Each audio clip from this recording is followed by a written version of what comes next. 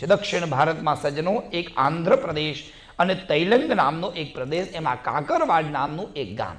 બહુ ધ્યાન આપજો. આ કાકરવાડમાં એક ભરદ્વાજ ગોત્રમાં કૃષ્ણ યજુર્વેદી તૈત્રીય શાખાના તૈલંગ કુળના બ્રાહ્મણો રહે. આ બ્રાહ્મણો બહુ જ વેદનિષ્ઠ, નિત્ય એમના ત્યાં સોમયાગ થાય, નિત્ય અનુષ્ઠાન કરવા વાળા આ બહુ જ વિદ્વાન બ્રાહ્મણો, બહુ જ અપ્રસયી બ્રાહ્મણો અને બહુ જ નીતિ નિયમોમાં રહેવા વાળા બ્રાહ્મણો.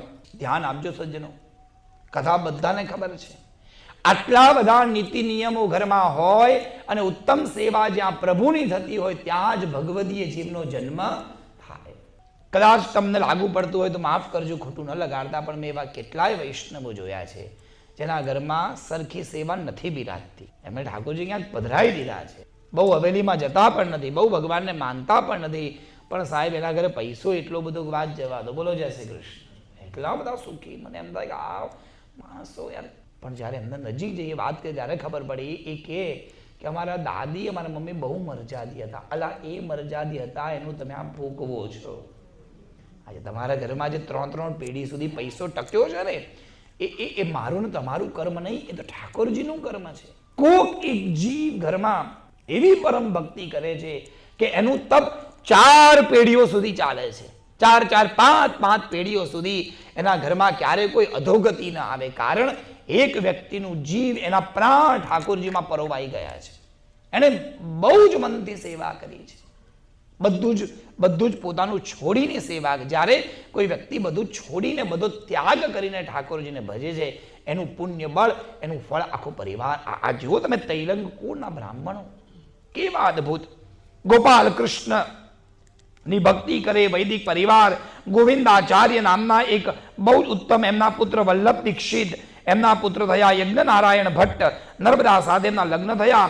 અને આ બધા જ લોકોએ કેટલા સોમયાગ કર્યા છે. યજ્ઞ નારાયણ ભટ્ટે 32 સોમયાગ કર્યા, ગંગાધર ભટ્ટે 28 સોમયાગ કર્યા. સજ્જનો, આ વંશ પરંપરામાં એક યજ્ઞ નારાયણ ભટ્ટ નામના જે વિદ્વાન હતા, એમના લગ્ન નર્મદાની સાથે થયા હતા. આખી જિંદગી એટલી બધી યજ્ઞ નારાયણની સેવા કરી, પુરુષોત્તમ ભગવાનની સેવા કરી. પૂર્ણ પુરુષોત્તમને ભજતા ભજતા યજ્ઞ નારાયણ ભટ્ટ અને નર્મદાજી ઘરડા થઈ ગયા. એમના જીવનનો એ છેલ્લો સોમયાગ હતો ને એ સોમયાગમાં સ્વયં પુરુષોત્તમ પરમાત્મા પ્રગટ્યા. અને સ્વયં પુરુષોત્તમ પરમાત્મા પ્રગટી અને યજ્ઞ નારાયણ ભટ્ટને કીધું કે હું તમારા યજ્ઞથી બહુ રાજી થયો છું, માંગો શું જોઈએ છે?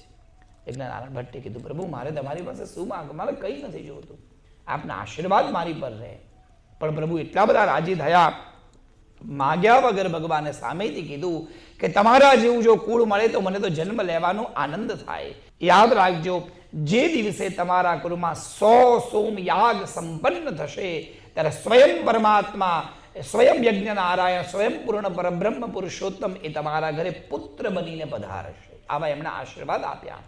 યજ્ઞ નારાયણ ભગવાન, પુરુષોત્તમ ભગવાન અંતર ધ્યાન થયા અને એ જ વખતે એ યજ્ઞ મંડપમાંથી એક સ્વરૂપ પ્રગટ થયું. એનું નામ છે મદન મોહનજી, જે 7 નિધિઓમાં એક છે. બોલો જય શ્રી કૃષ્ણ.